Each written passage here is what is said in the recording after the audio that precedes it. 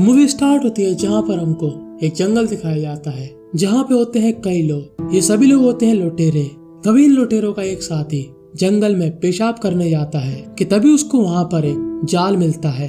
ये जाल दरअसल इंसानों के मुंह के लिए था और वो और आगे बढ़ता है कि तभी उसको वहाँ पर एक गुफा दिखती है और वो उस गुफा के अंदर जाता है। पर जैसे ही वो वहाँ पर रोशनी करता है जमीन से उसको कोई चीज नीचे खींच लेती है और इस आदमी को मार देती है। और अब काफी समय बाद उस आदमी की क्या हालत है ये हम लोग देख सकते हैं। तभी वहाँ पर एक आदमी आता है। ये आदमी आर्मी का सोल्जर होता है और वो इस कंकाल की हड्डी लेकर अपने बाकी साथियों को डराता है। दरअसल ये सभी लोग एक मिशन के लिए आए और इन सभी का मिशन है एक डेड माइन को खोजना। इन सभी का कैप्टन होता है ये आदमी जिसका नाम होता है टीनो और ये है स्टैनली जो कि पहले मिलिट्री में इंजीनियर था। और ये लड़की जिसका नाम होता है रे होती है एक साइंटिस्ट और ये आदमी इसका नाम होता है वॉरेन और वॉरेन के साथ उसकी गर्लफ्रेंड भी होती है जिसका नाम होता है सूलिंग। और वॉरेन के पापा ने ही इन सभी को यहाँ पर भेजा। दरअसल वॉरेन के पापा चाहते हैं कि ये सभी लोग उस डेड माइन को खोजें जो कि सेकेंड वर्ल्ड वॉर से यहाँ पर है। और तीनों के यहाँ पर दो और साथी होते हैं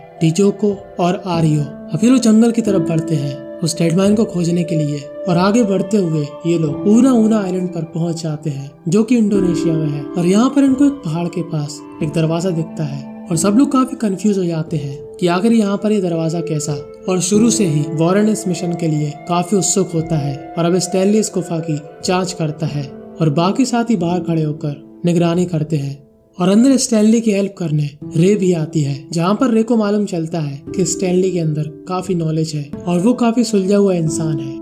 और अरियो रे से बातचीत बढ़ाता है क्योंकि कहीं ना कहीं उसको रे पसंद थी और डीजो को इस बात को जानता है। और वॉरेन यहाँ पर काफी जल्दी में होता है। वो चाहता है कि जो भी हो जल्दी हो कि तभी उसके गाल पे एक स्क्रैच आता है और जैसे वो देखता है तो वहाँ पर लुटेरे आकर उन पर हमला कर देते हैं और इन सभी को गुफा के अंदर जाना पड़ता है। पर अरियो वहाँ पर घायल हो जाता है और इस गुफा का दरवाजा बंद हो जाता है। वो लोग इस गुफा के अंदर नहीं जाना चाहते थे क्योंकि इस जगह पर भूकंप आते रहते हैं और स्टैनली को डर था कि कहीं वो सभी लोग यहाँ दब न जाए। पर अब उनकी मजबूरी थी और अब ये सभी लोग डिसाइड करते हैं यहाँ से दूसरा रास्ता ढूंढकर बाहर जाने का। और अरियो काफी जख्मी हो चुका था और टीनो इस बात से काफी परेशान हो जाता है। पर वॉरेन कहता है कि हमको आगे बढ़ते रहना चाहिए। तब स्टैनली को उस पर शक होता है कि वो कुछ छुपा रहा है और ये लोग फोर्स करते हैं कि तुमको जो भी सीक्रेट मालूम है वो हमको बताओ, हम लोग यहाँ पर किस लिए आए। तब वॉरेन बताता है कि यहाँ पर काफी गोल्ड है, यहाँ पर जापानीज आर्मी रुकी थी सेकेंड वर्ल्ड वॉर के टाइम पर और यहाँ पर काफी सोना इकट्ठा किया गया था और हम लोग डेड माइन को नहीं डेड माइन के अंदर गोल्ड को ढूंढने आए हैं।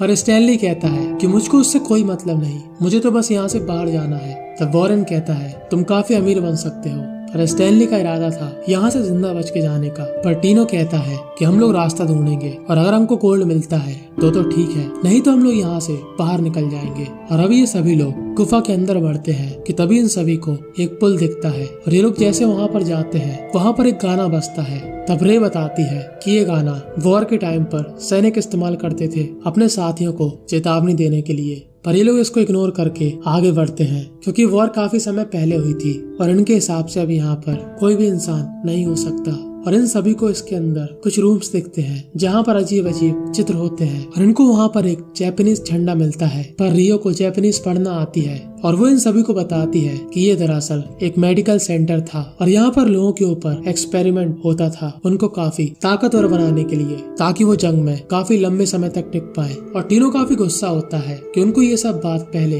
वॉरेन ने क्यों नहीं बताई। और अभी सभी लोग डिसाइड करते हैं कि टीनो, स्नेक, वॉरेन और सूलिंग रास्ता खोजने जाएंगे और बाकी साथी इसी कमरे में रुकेंगे और आरियो की देखभाल करेंगे। और तभी थोड़ी देर के बाद आरियो वहाँ पर उठता है और वो क्या देखता है कि जमीन पर गड्ढा हो रहा और वहाँ से हाथ निकलकर उसको अंदर खींच लेते हैं। और जैसे ये तीनों लोग उसके अंदर देखते हैं वहाँ पर एक अजीब सा इंसान होता है जिसके मुंह पर कुछ बंधा होता है और स्टैनली काफी परेशान हो जाता है और ये सभी लोग उसका पीछा करते हैं। और स्टैनली और रे को आरियो की लाश मिलती है और डीजो को कोई और रास्ते से आता है और दूसरी तरफ ये चारों लोग एक लैब में पहुंच जाते हैं जहाँ पर उनको बुक्स पढ़ के मालूम चलता है कि यहाँ पर इंसानों के ऊपर एक्सपेरिमेंट होता था। और अब डीजो को एक अलग ही जगह पर पहुंच जाता है जहाँ पर वही अजीब से इंसान डीजो को पर हमला करने लगते हैं। अब डीजो को एक दो को तो मार देता है पर तभी उसकी गोलियां खत्म हो जाती है और इन सभी पर गोलियों का असर इतना ज्यादा भी नहीं हो रहा था।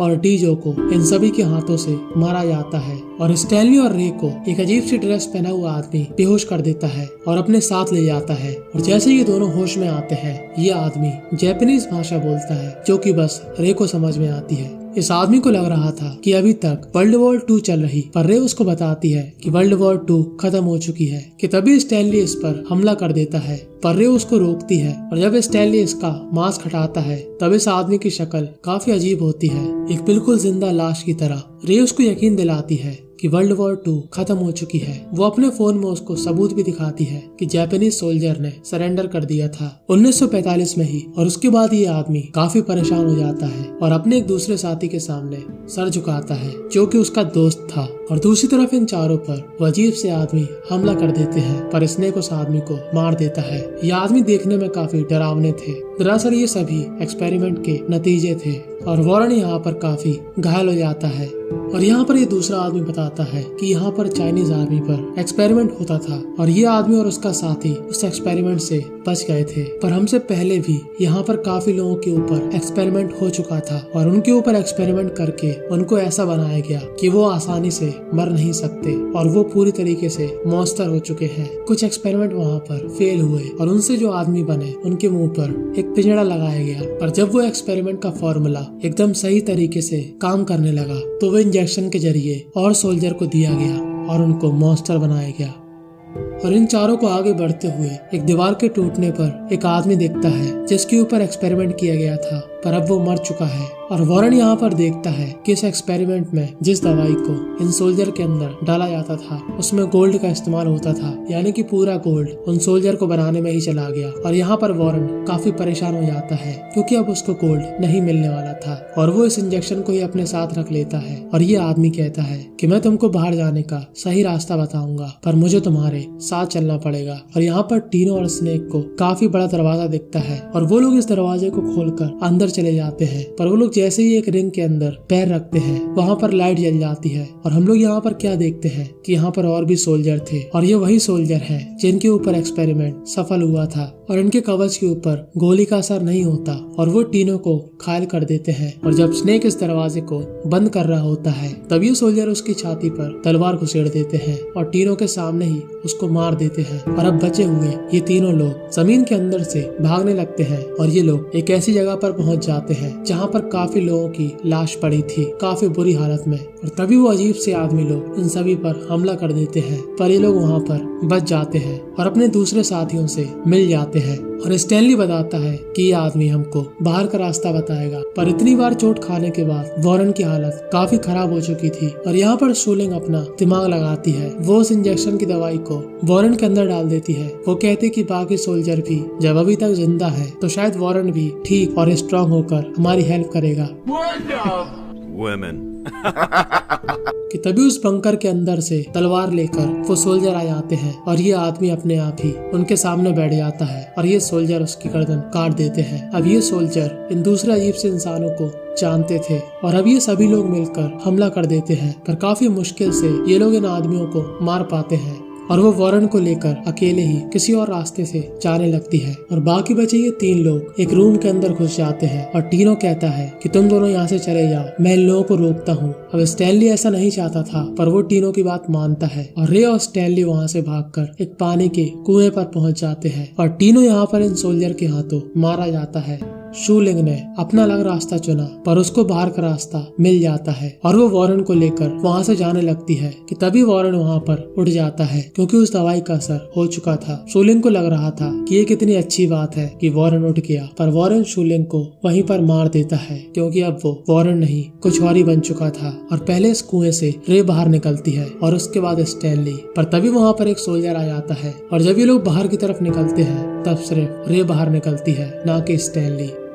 और तभी वहाँ पर पूरे सोल्जर आ जाते हैं और रे को भी यहाँ पर मार देते हैं। अब स्टैनली का क्या हुआ ये तो हमको नहीं मालूम। और बस यहीं पर ये मूवी एंड हो जाती है। इस मूवी की रेटिंग 4.5 की है 10 में से। पर आपको ये मूवी कैसी लगी कमेंट में जरूर बताना। और लोगों का ऐसा कहना है कि ऐसी डेड माइंड इंडोनेशिया में अभी तक है और डिफरेंट टाइप की अलग मूवी आपके साइड में आ रही।